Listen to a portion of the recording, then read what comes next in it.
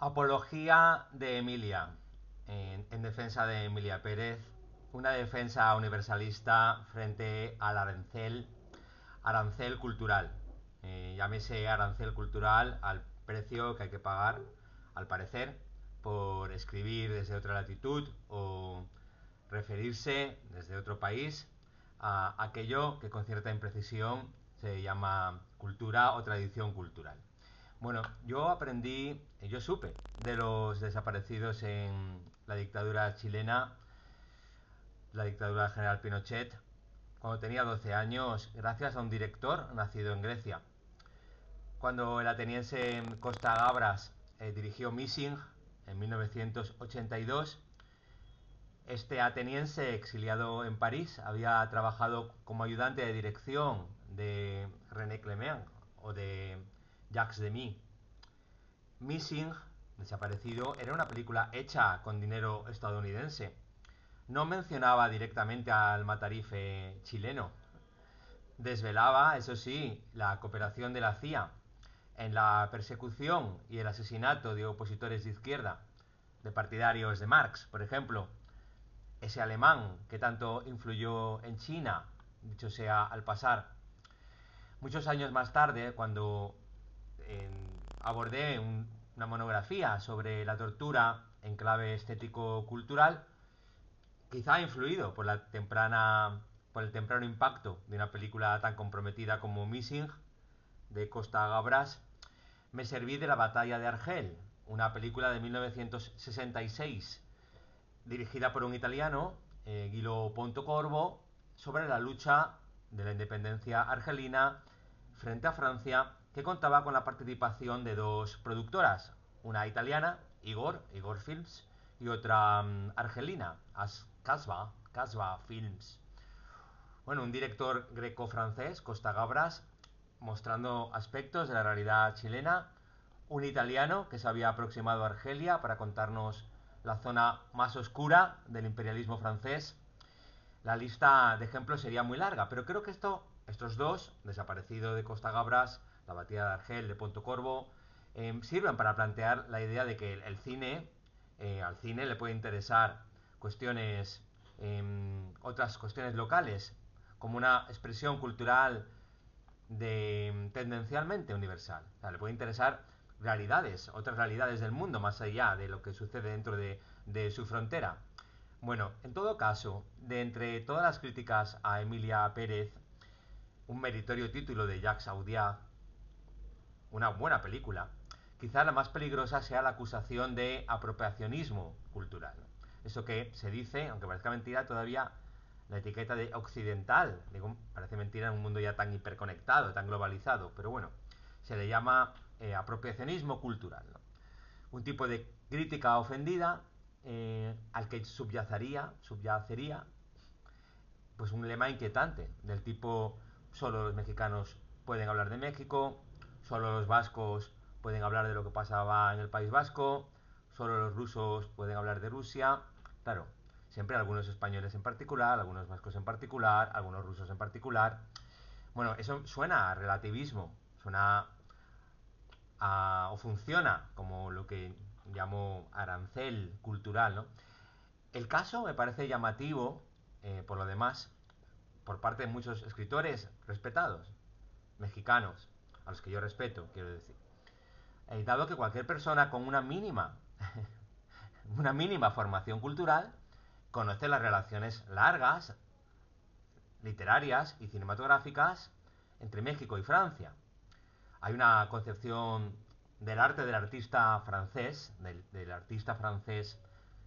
del tipo bretón, ¿no? Del surrealismo, pero no solo del surrealismo, en obras como Libertad bajo palabra o en El laberinto de la soledad del mexicano Octavio Paz, de la estancia en México del mexicano, de la estancia en Francia del mexicano Octavio Paz, y también el contacto que mantuvo con la obra antropológica de Levi Strauss, entre muchos otros. Sergio Pitol, Carlos Fuentes, hasta donde alcanzó, han vivido y han sido influidos por la literatura francesa. Un país republicano y napoleónico que en su día fue expulsado de España por motivos no muy distintos a los que algunos enarbolan, frente a una película francesa que sucede en México sin, terrible pecado, haberse rodado en México. A pesar de que Jacques Audiard y el equipo, y la decisión poética o estética, poética de como forma de hacer la película, sea rodarla en español y distribuirla en español. Y que sea la película en español que más nominaturas a los Oscar ha tenido en toda la historia, por encima de Roma, Alfonso Cuarón, por ejemplo. Bueno, la tradición, volvamos a la razón principal, cultural, cinematográfica, entre México y Francia es de larga data, ¿no? Por poner solo un ejemplo, el más conocido quizá, Luis Buñuel formó parte de la época, ¿no?, del cine de oro mexicano, la época del cine, la época dorada del cine en México, ¿no? Yo, de entre toda la formidable producción de zaragozano Buñuel en México, recordaría ejemplos significativos. Ensayo de un crimen, de 1956, partía de un guión en el que participó Rudolfo Usigli, que es uno de los referentes del teatro moderno mexicano, si no esa figura metafórica que solemos llamar el padre, ¿no? El padre del teatro mexicano moderno. Mientras que la mexicana también, La muerte en el jardín, otro film de la etapa mexicana de Buñuel, está La muerte en el jardín de 1956, adaptaba a una novela del mismo nombre de Lacour. Y por citar el más claro precedente de esa misma ofensa identitaria, de tono nacional narcisista, como si el hecho de reflejar la pobreza o la corrupción fuera, bueno, un delito, una mancha moral en el expediente de esa entelequia que llamamos país, ¿no? Países, España, Francia, México, lo que sea. Los Olvidados, Los Olvidados de Buñuel, otra película de la etapa mexicana de Buñuel, una película que ya mantenía muchos vínculos con una realidad antropológica española, Las Urdes, Tierra sin pan.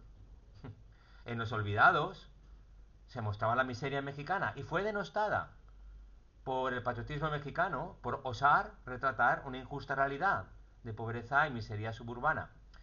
Obtuvo el premio al mejor director en el Festival de Cannes en 1951, un reconocimiento internacional a la película mexicana. Pero es que además Los Olvidados es una de las pocas películas que recogió la UNESCO como memoria del mundo.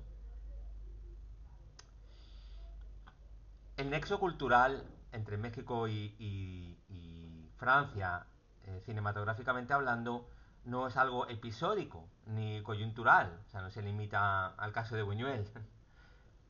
Por recoger ejemplos muy recientes, la productora mexicana Piano participó en un musical francés, en Annette, de Leo Carax, el estupendo director surrealista, ¿verdad? Era un musical. Y obtuvo el premio a la mejor dirección también en el Festival de Cannes, si no me equivoco. No me equivoco. Pero es que Piano, la productora francesa, también participó en una película, esta de vocación ya no cosmopolita, sino terrícola. Porque hay una aparición, ¿verdad?, de los extraterrestres, aunque velada y al final. Hablo de la película del director tailandés Apichatpong Veerasetthakul, de la película Memoria. Claro, es que no, a veces no hay memoria.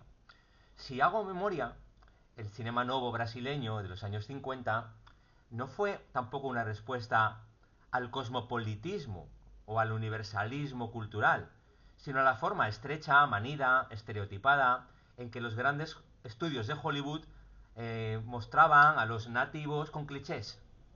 Pero eso era una muestra de ignorancia como etnocultural, que no está presente hoy en día en el mundo global, en, en lo que el del mundo conoce Jacques Audiard, ¿no? O sea, en defensa de Audiard vamos a decir algo más, pero en este recordatorio, en los años 60, en esa revolución del cine nativo, ¿no?, en eso que con mucha frivolidad académica por parte de colegas míos,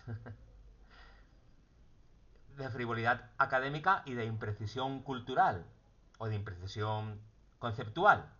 Vamos a llamar, o llaman ellos, el sur global, ¿no? Eso que tenemos que llamar sur global. Un sintagma, ya digo, impreciso, cargado semánticamente, claro. Pero bueno, ese sur global, lo aceptamos, ya ejerció, y muy bien, su derecho a contar historias desde una perspectiva local.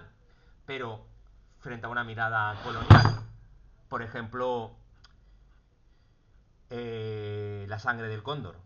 En 1969 denunció el programa de esterilización de mujeres que había llevado a cabo la administración, bueno, los servicios secretos estadounidenses, ¿no? Pero la ira, la injusta ira, la justa ira frente a la injusticia, era solo un mérito de la película de La sangre del cóndor, la película de San Ginés, ¿no? Porque tenía una gran estructura y una gran fuerza visual. Y lo mismo puede decirse de otra película históricamente exponente de la rebelión, digamos, de lo local frente a una visión colonial, ¿no? Que podía ser Las memorias del subdesarrollo, de Tomás Gutiérrez Alea, el director cubano, cuya intención social está presente en el libro, pero en la película, pero también está presente su enorme calidad formal. Por ejemplo, aquí el nexo artístico con las nuevas olas, tan francesa, inglesa, etcétera, ¿no? Bueno, hay cine, hubo y hay cine local. Pero también ya hoy el chileno Pablo Larraín puede hacer una película sobre crímenes pederastas cometidos localmente, que también es un tema universal, por ejemplo en la formidable El Club de 2015, pero también Pablo Larraín, que es chileno, puede hacer una película sobre Jacqueline Kennedy, o puede hacer una película estupenda como Spencer, dedicada a Lady Di. Spencer, en 2021, la película de Pablo Larraín. Bueno, pero es que además el cine mexicano, si se queda a la premisa de que él lo cuenta todo, no es así. Porque, por ejemplo, en Bardo, la falsa crónica de unas cuantas verdades, se fue nada más y nada menos que el título que le dio el mexicano, grandísimo director mexicano, por otro lado, Alejandro González Iñárritu, yo diría la falsa crónica de unas cuantas verdades a medias, porque Iñárritu pasó de puntillas por el narcotráfico. Un narcotráfico que ya llevaba mucho tiempo convirtiendo al bello, excelente país mexicano una de enormes amigos, grandes escritores y cineastas, a los que quiero mucho, pero bueno, México ya era un estado fallido en términos beberianos, o sea, no ostentaba el monopolio de la violencia física legítima, hacía tiempo en Sinaloa y en otros lugares, como consecuencia de la acción de los carteles de la droga, ¿no? Y de eso ha escrito mucho mi colega Eduardo Ruiz Sosa, mi amigo, el escritor Eduardo Ruiz Sosa. Pero lo que a algunos no nos gustó de Bardo no fue su enorme calidad artística y potencia visual, que la tiene, a mí me gustó mucho la película. Pero lo que no me gustó fue la autocomplacencia, la autoindulgencia, su incapacidad para ver desde el interior de México. O sea, por volver a un caso patrio. Yo conocí la miseria de Almería por las localizaciones, por la parte de la película El Reportero, o de Profesión Reportero, de Miguel Ángelo Antonioni, que era de 1975. Y esto quiere decir que a veces para verlo todo, o para ver otros ángulos, hay que salir de la perspectiva local y coger distancia, coger perspectiva, una perspectiva no local. Hay muchos más ejemplos. Fue un alemán, Werner Herzog, mi director preferido, el que en Stroysek, una película de 1977, mostraba aspectos de la violencia delirante, educada, pero criminal, del capitalismo en Wisconsin, de muchos bancos también, que desahuciaban a personas como la que interpretaba a Bruno S. en Stroysek, ¿no? Puede un alemán hablar de Wisconsin, y lo hace muy bien Werner Herzog, en Stroysek, que es una gran película. Yo creo que frente a los lemas del tipo España para los españoles, American First, hay un universalismo cultural, películas y contando historias por solidaridades temáticas intereses, fragilidades compartidas, emociones humanas, por ejemplo, universales, por ejemplo, la necesidad de la redención, que está en el protagonista, la desorientación, el amor. Es justamente ese lenguaje translocal el que volvió legible o accesible el cine oriental, sobre todo, pero no solo el de ellos, que es el más cercano, el de los surcoreanos, Bong Joon-ho, Park Chan-wook, Kim Ki-duk, ¿no? Pero es que la universalidad del cine es lo que permitió a una francesa, Agnès Varda, influir en Chloé Zhao, o que Chagall, el pintor Chagall, o el escritor colombiano García Márquez, influyeran en un director como Emir Kusturiza, o que Akira Kurosawa adaptara la obra de Dostoyevsky, El idiota. Es de idiotas no verlo. Brillante Mendoza, el director filipino, está clarísimamente influido por el cine social de los belgas, de los hermanos Dardenne, por ejemplo. En fin, Emilia Pérez no es una crónica social de México, sino un magnífico musical. Con toda la edulcoración, inverosimilitud que se le quiera ver, pero es que la inverosimilitud en el musical no es algo inhabitual, con la precaución de que ser musical no es un género, pero bueno, en el formato, en la forma del musical no es inhabitual. Ya sucedía en Annette, la película de Leo Carax, el francés, coproducida por México.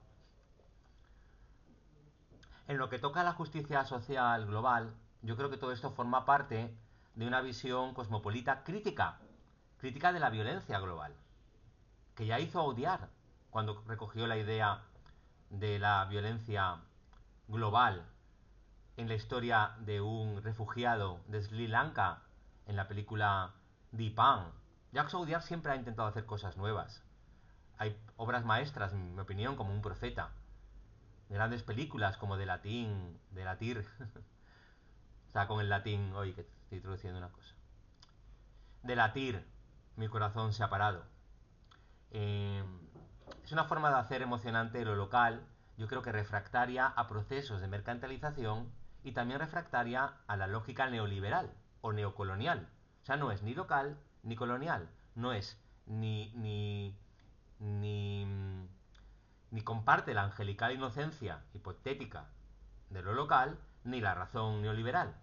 Es contraria al modelo de globalización capitalista, pero también es contraria a los adanismos o angelizaciones culturales que siempre son contrailustrados. Y desde luego es contraria a las visiones patrióticas del Estado-nación. Hoy el mundo está hiperconectado frente a los muros entre México y Estados Unidos, frente a las murallas, frente al arancel cultural. El cosmopolitismo cultural es una herramienta en la lucha de la igualdad de la mujer, por ejemplo, como pone manifiesto, entre muchas otras, la obra de Naila Kabir y la identidad que se abre camino, como existen autores tan distintos como Antoni Appiah o García Canclini, ya no es rígida, sino que siempre es híbrida, siempre es intersticial.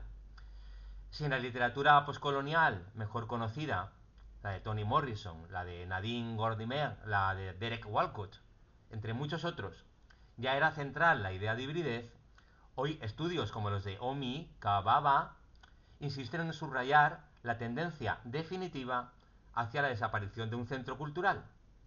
Se trata, al decir de Homi Kababa, un profesor de Harvard de origen indio o hindú, de dar una forma a las narrativas de la diferencia cultural en medio de una modernidad o de una nueva modernidad, no sé si ya metamodernidad,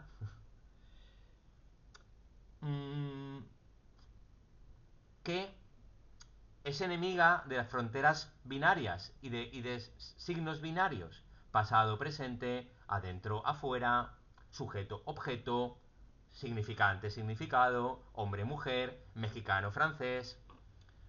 Nos contamos historias de otros lugares porque las emociones, los problemas, los sentimientos, ya digo, como la búsqueda de redención en la protagonista de Emilia Pérez, o la compasión un sentimiento hoy desaparecido, una compasión de la que no ha gozado la cancelada actriz Carla Sofía Gascón, que puede haber soltado las cuñadeces patrias más desagradables, de un tono islamófobo no solo desagradable, sino repulsivo, pero sobre las que ella ya perdió perdón.